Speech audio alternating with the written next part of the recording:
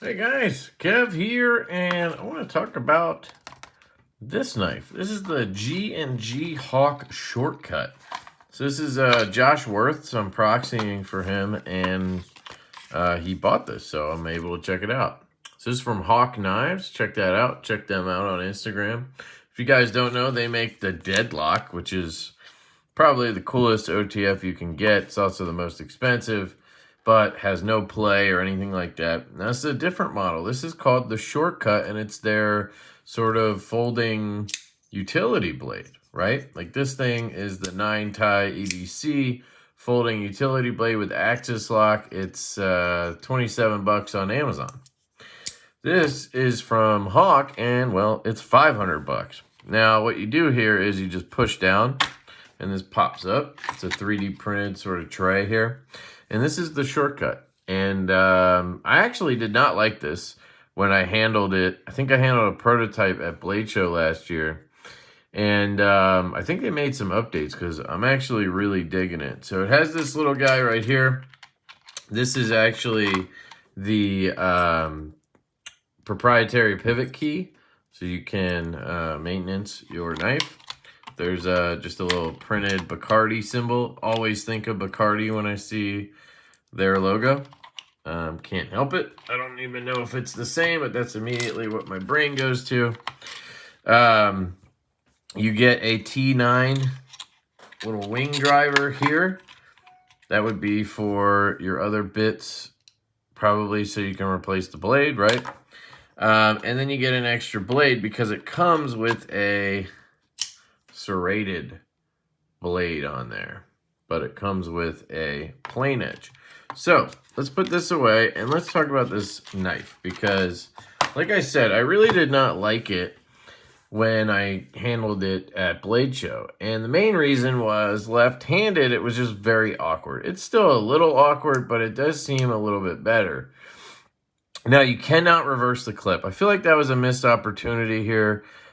Being a very ambidextrous lock and everything. If you can't tell, the lock is like right here. You have to kind of pop this up and around, and that's your lock. So it's very ambidextrous, and I feel like they could have easily just hidden a filler tab here, and they could have done some kind of reversible system, but their clip does seem a little bit more in-depth than just a filler tab can handle, but missed opportunity, I think. Titanium on the clip.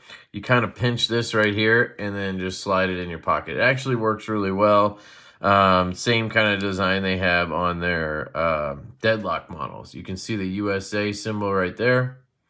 There's another T9 here and here and here. And then here's your pivot system, which you can use that key for. Hopefully, you know, one side loosens. It's not like both sides. And then you have the Bacardi logo, aka Hawk logo right there. And it almost looks like an integral. It'll kind of catch your eye and you're like, damn, is this a titanium integral? But I don't think it is. There seems to be a seam right here. I think it's a monoblock construction, which basically means this side and the backspacer are all one piece.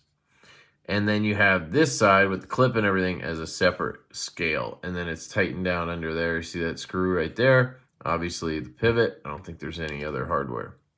And then you have this flipper tab up here with some jimping on it that you can grab with your index finger and rip around like that. It has a rather snappy feel to it, sort of detent-like. I like that quite a bit. It does work in that sense left-handed. You just grab it and rip it, no problem. And then you kind of just flip up the tab here, and that unlocks it, and then you shake it down. I guess you could use this as a thumb stud down here and flick it out as well. So you do have some options, right? I don't know if this would work as a stud. Yes, it would. But your finger's kind of in the way. Let me try it right-handed where I... See, right-handed, I have the clip. So I can grab the clip and get out of the way of the blade. Left-handed, I have to grab somewhere. So let me test some things out. I like this as a stud down here, but right-handed, I feel like it's a little bit more awkward, but that does work. Flips around. This Does not work because I'm hitting something there, it looks like. Yeah, I'm smacking something. So you kind of got to use this one down here, and then you can use that as a stud. So you have a thumb flick option. Guessing some people kind of just grab it like this with their thumb and whip it around. That was very awkward for me, but it does work. You could do that. For me, this index move is probably the best. Just flip it with the index finger and then kick it back up with the index finger and shake down. You could also thumb release it like that, but I'm just so worried about this finger that I keep putting in the path of travel there.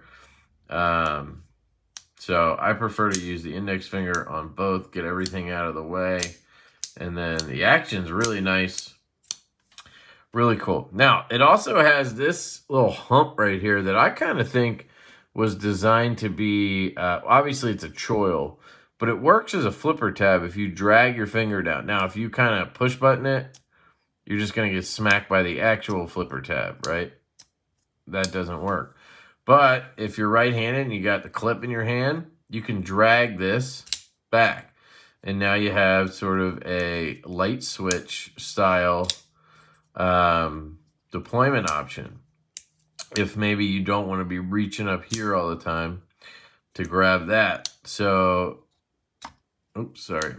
You can do this sort of light switch move. Now, you know, that's a few options right there. Now, I'm sure there's a way I could reverse flick this. Let me just figure it out. I'm going to get on, yeah, I can get on that stud.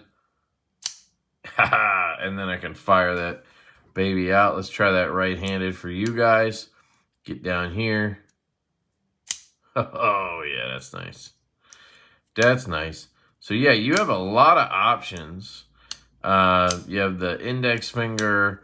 You have the reverse flick. You obviously have the thumb flick.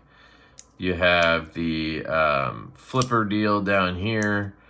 You have probably the thumb here. I'm sure I could get it. It's just really awkward, though. There you go. Can get that. Sure, you could do some other stuff as well, but I gotta say that reverse flick is really satisfying.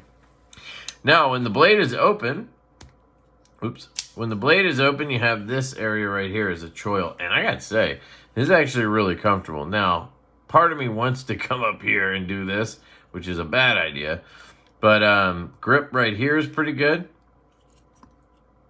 I don't feel any rock or movement, and that blade's not moving either. Usually on these utility style blades, right, you get a lot of movement. That's probably loose. No, it wasn't even loose. You just get a lot of movement with the blade and whatnot, and I mean, even the lock and everything. So this is very, very solid. It is on the smaller side, I would say, which I like. So compare it to some front flippers I have, I guess. Here's the Pena knives, Paramore, right? It's a little smaller than that. What is that? No, it's just a speck. The Berg Blades Mini Sweeney here is in that range, I think. Yep, it's even smaller than that. The 9-tie utility knife. That one's smaller, and it is a fairly small knife. So you can kind of get an idea for the size. But yeah, this thing's cool, man. I appreciate it way more now than I did the first time I handled it. And I kind of was like, eh. If I was right-handed, I would probably try to get one of these. Even left-handed, I mean, I can flick it and do all that stuff, but, you know, I don't know. I do think part of me wonders, you know, this is $500. And part of me wonders, you know, there's obviously no blade steel going into that. It's just a utility blade. So you're paying $500 just for the knife design, essentially, right? And, I mean, that kind of makes sense. Their OTFs are, like, base $1,500 or something like that. Maybe it's like 12. And so I think it makes sense. I think that it's a very cool mechanism. I don't quite understand it. I don't know where if there's a spring somewhere that I'm missing, or if it's all in this sort of lever arm deal. That has a spring of some sort. But it really, I mean, has a good, right? Has a good feel to it. And it doesn't break like a spring lock. It feels much better than that. It feels like a real detent. You know, I keep getting caught when I do that. You have to kind of get your finger out of here. And that feels real. I mean, that feels like a good detent. So whatever they're doing, it's sweet. I like it a lot. I don't know what they call the lock. But, you know, Hawk Knives, they're always inventing cool stuff. So props to them.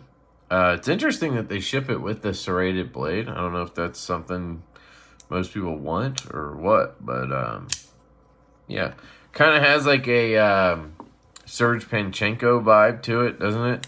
I don't think it's a collaboration with him, but kind of gives you that feel. But very, very cool. I would not be upset if one of these ended up in my collection, you know? It's kind of how I feel about it. Is it something I would carry and use all the time? Probably not, but you know what? If I had one of these, it would probably take over as my channel unboxing knife. Like, why not, right? I can swap the blades easy. Basically the perfect unboxing knife right there. So, yeah, let me know your thoughts. Shout out to Josh. Thank you for letting me check this out, dude. And, yeah, USA made, by the way. I don't know if I mentioned that. I thought that was kind of obvious. Sorry, I should have said that. Fantastic. Very, very good. Honestly, changed my mind on this knife completely. I was going into it like, and then now I'm like, damn, this is sick. Kind of want one. So, love you guys. I'll link these wherever I can. I think Josh got this directly from Hawk. I don't know how that works, if they're drops or if they're just available. I don't know the deal. I haven't looked into it. I may now, but we'll see. I love you guys. Hope you have an absolutely fantastic day, and I'll catch you later. Peace.